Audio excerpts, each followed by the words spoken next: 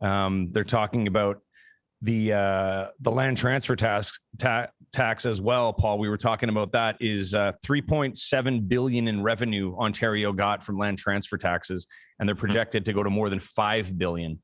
Yeah, it's just what Ontario. Are you saying, Paul? Yeah, just in Ontario. Just in Ontario.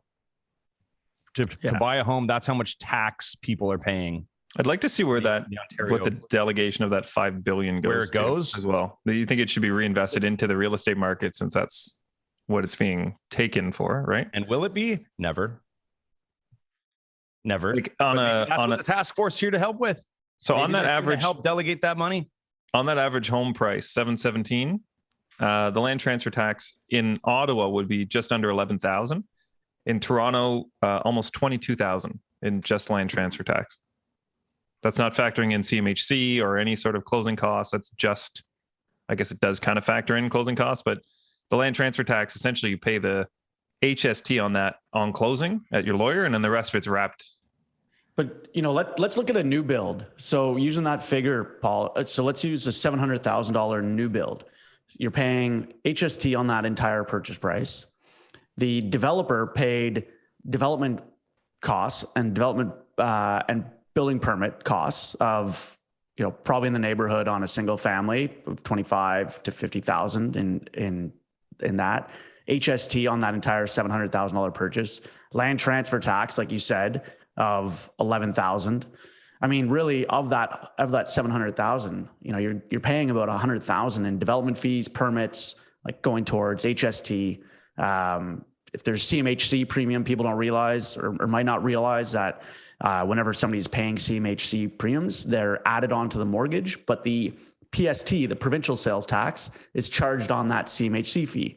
That is not looped into your mortgage. You pay that at closing. Yeah, sorry, I said land transfer tax. I meant CMHC is wrapped into the mortgage, not land transfer tax is paid. So that's 11,000 out of pocket at closing. Yeah, but like of that 700,000 purchase price, if you're talking a new build, you've got roughly you're going to be in the neighborhood of 100,000 of that is going to development fees, permits, land transfer tax, HST, CMHC premium. Like it's crazy.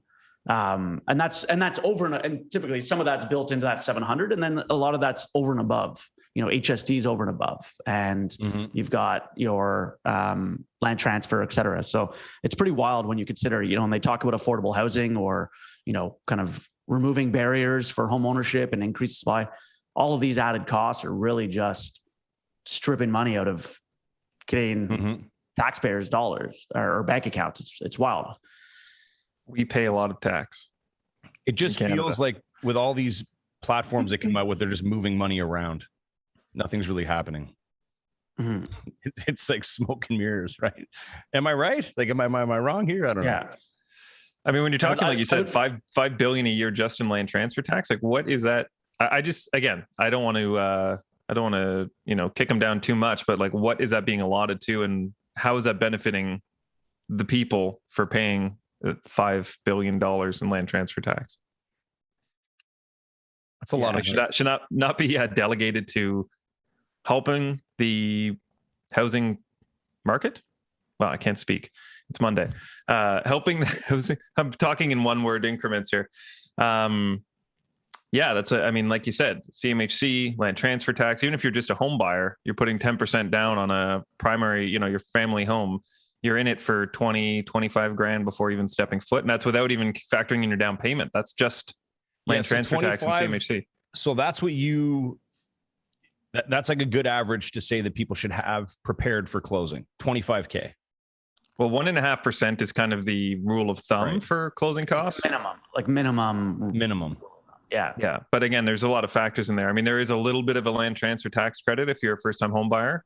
You get basically a credit for the first $368,000, and then after that, you're paying. So I mean, even that when it was $368,000, that was most single-family homes. Even said it used to be $483K was the average in 2019. So when this land transfer tax credit of maxing out at $368,000 came out, that was most single-family homes. If you're a first-time buyer, you'd get that credit. Now you're only getting a credit for essentially half of the average home price, right? $368,000. The average home price is $720,000 now. You're only getting a land transfer tax credit for half of that, even as a first-time buyer. So you're not really getting a true credit. I mean, you are, but it's Right. essentially half of the average price as opposed to almost the whole amount. Yeah. If they wanted to help first-time home buyers, wipe that land transfer tax completely. It should your be first wiped. purchase. Like, why even have it capped at that 4,000? Have it wiped Yeah, it shouldn't be. entirely It should be and completely wiped. not have it there. Like that's the easiest and most effective thing that they can do. Like, forget all the other plans. Just do that. That's enough. Yeah. I think. Let's not forget we pay property tax every year as well. On top, like after the land transfer tax, a lot of tax. Yeah. The king controls the land, the kingdom. Oh Yeah. man. The tax man.